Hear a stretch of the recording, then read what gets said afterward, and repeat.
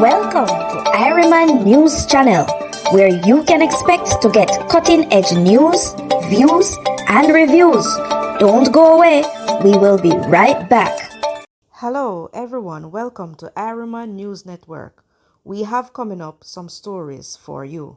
Nigerians behind attempt to defraud Jamaica's NWC of US $1 million. Vybz Kartel's supposedly video has resurfaced. Gold found in Clarendon. St. Thomas laborers crushed on work site. Cops held with contraband items on cell block arrested. If you are interested in hearing these details, please continue to listen, and at the end of the video, please remember to like, share, and subscribe so that you can continue to get accurate, reliable news like these. So we're going to start off with cop held with contraband items on cell block arrested. A police constable assigned to the Sentence Bay police station has been arrested after allegedly being found with several contraband items on a cell block on Tuesday. Reports are that about 8 p.m. the policeman was arrested after he was held conveying contraband items, including ganja, rolling paper, alcoholic beverages, and other prohibited items on the cell block at the police station. It is alleged that the policeman was seen acting suspiciously in the area and was accosted, searched, and the contraband items reportedly found. A file is being prepared to be sent to the Office of the Director of Public Prosecutions for a ruling. And a construction worker has transitioned after he was crushed by a cement mixing truck in what is being described as a freak accident on the China Harbour Engineering Company compound in Golden Grove, St. Thomas on Monday. He is Omar Menz, 45, a laborer of Hampton Court Meadows in Golden Grove. Reports are that about 10:59 a.m. on Monday, Menz was in the process of clearing hardened concrete from the mixing tank or a motor truck. The motor truck's mixing tank reportedly turned clockwise, which pulled the now deceased under the mixing tank, crushing him. I just want to pause to say condolences to the Menz family and friends. This is never something that anybody wants to hear. This man went out to earn his honest bread, and this is what happened. I don't know what the process is, but I hope that maybe at least his family can benefit from some form of insurance. And moving on, Nigerians behind attempt to defraud Jamaica's NWC of US $1 million. So 2 Nigerians who have been labeled as cybercriminals by the Major Organized Crime and Anti-Corruption Agency, MOCA, are reportedly behind an attempt to defraud the National Water Commission of over US $1 million. The men, who are residents of Lekki Phase 1, Lagos, Nigeria, were detained following an investigation between MOCA and its international partners, the U.S. federal law enforcement and Nigerian authorities. Major Basil Jarrett, Director of Communications at MOCA, said MOCA was first alerted by the NWC in August of 2023 of a business email compromise which had illegally routed the funds to the criminals. In response, MOCA, in collaboration with its U.S. federal law enforcement partners, launched an intensive international cyber investigation into the attack, resulting in the monies being frozen and ultimately the majority of it being returned. This outcome not only highlights the resilience and preparedness of our cybersecurity defense, but also underscores the critical importance of international cooperation in addressing cyber threats, he added in a release from MOCA this week. Boy, the Nigerians are go hard. They're not partial nobody, it seems, because even NWC, wow, NWC, not even NWC is not spared from their wrath. Anyways, I am happy that NWC was able to recover most of their money and hope that they will eventually get the rest of it And we need to also be wary of these scammers and protect our interests as much as possible so that we do not fall prey to them as well.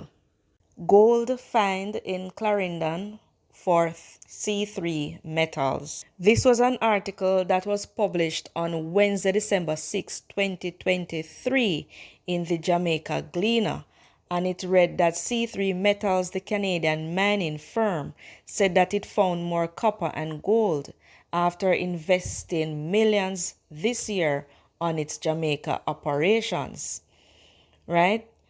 However, there's a more recent TikTok video that is going around. I'll play the video for you that is speaking to gold being found in Clarendon by the same C3 metals. So I do not know if this video is in relation to that video or that information that was put out in the Gleaner in December 6, 2023, or if it is a new development.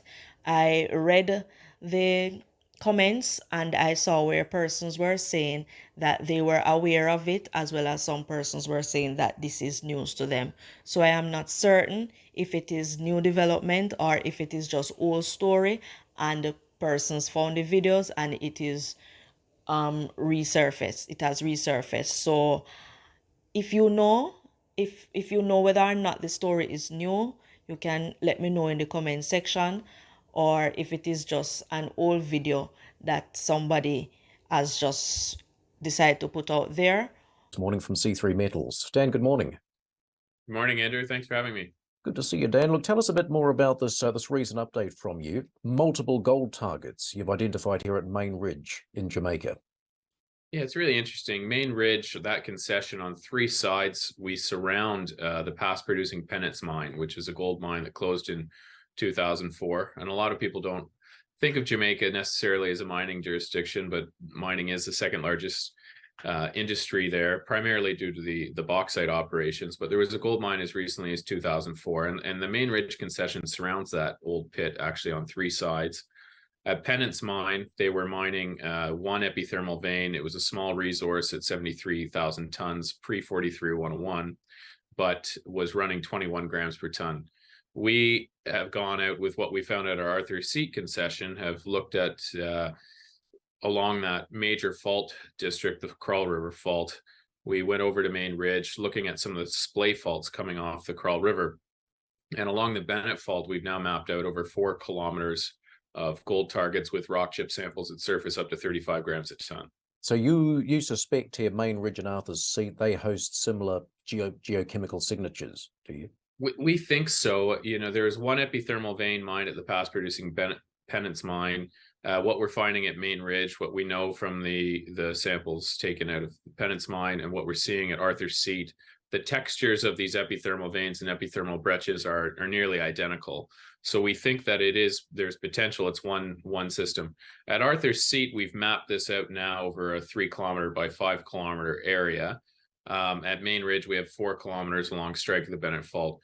What we're curious to learn, and the potential exists now for if this epithermal veining was caused by a slip fault along the Crawl River Fault, where part of the ground's moving this way and the other part's moving that way, and it gives a pathway for the fluid to come up through these epithermal veins, then we have 20 kilometers of potential across C3 mineral concessions, which is exciting. We can't prove that yet, but we have some over here at Arthur Seat. We have some here at Main Ridge, and now we're trying to connect the dots. So what are the follow-up plans, Dan? Well, right now we've just kicked off a drill program at Arthur Seat.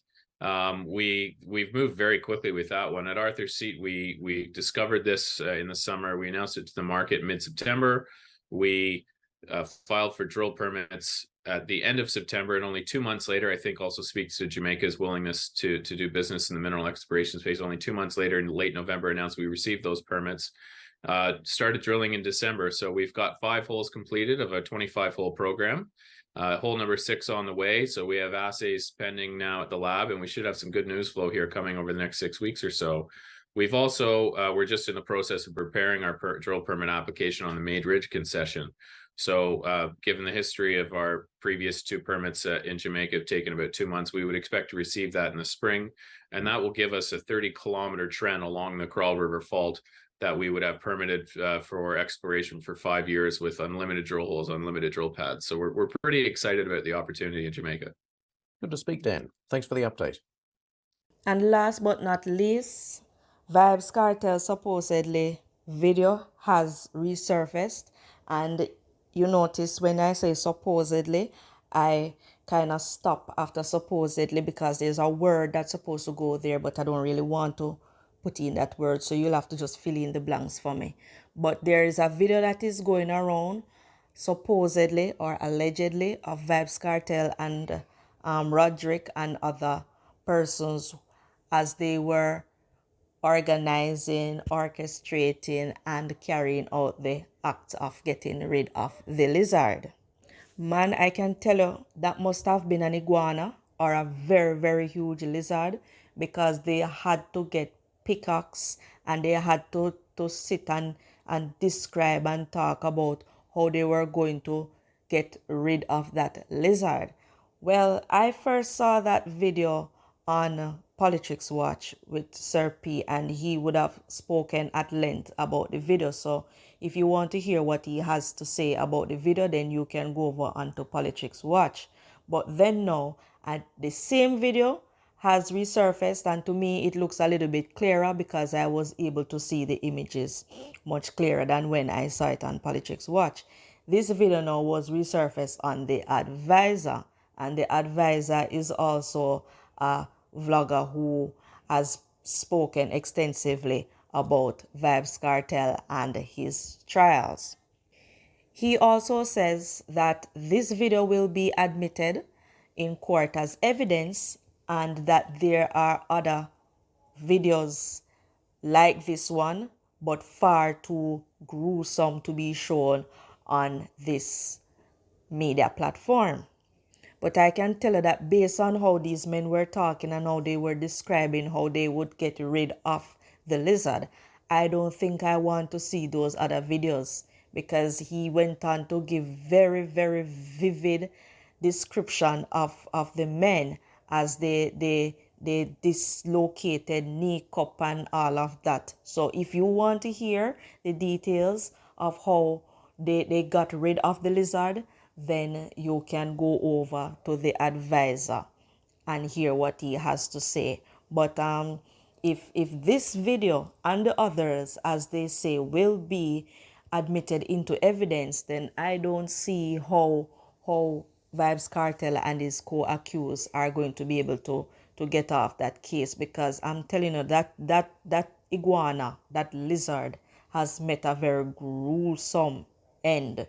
He was chopped up fine, right? Because even pickaxe was brought into play, and you know that if a pickaxe is used to kill a lizard, there is nothing is going to be left, right? So go over to the Advisor and hear just how the Advisor described what was done to the iguana.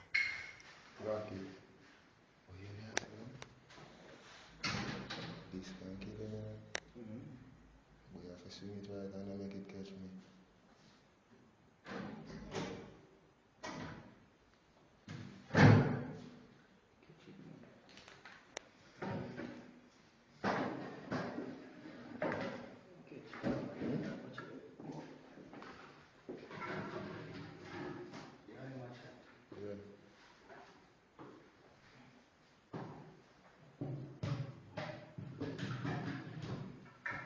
No, you know, say no. You can never use a knife and stab him in the neck. That could have saved him. I see him and go along. Yo, you get me a say?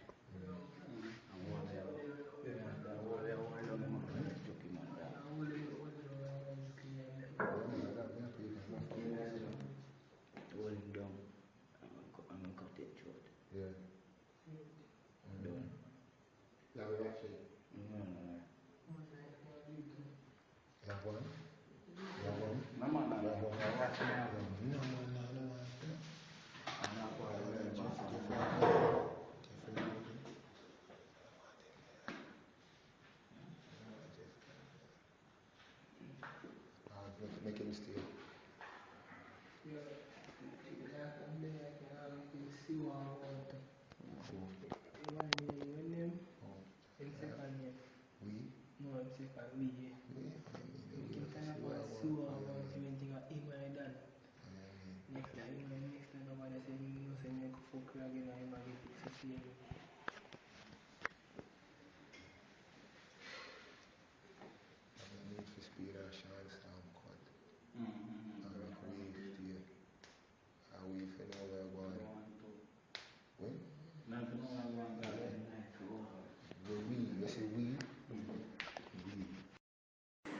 This is Irie News Network. If you like the information that is being shared over here, please continue to like, share, and subscribe. Click on the notification bell so that you can be notified when other videos are uploaded. Thank you.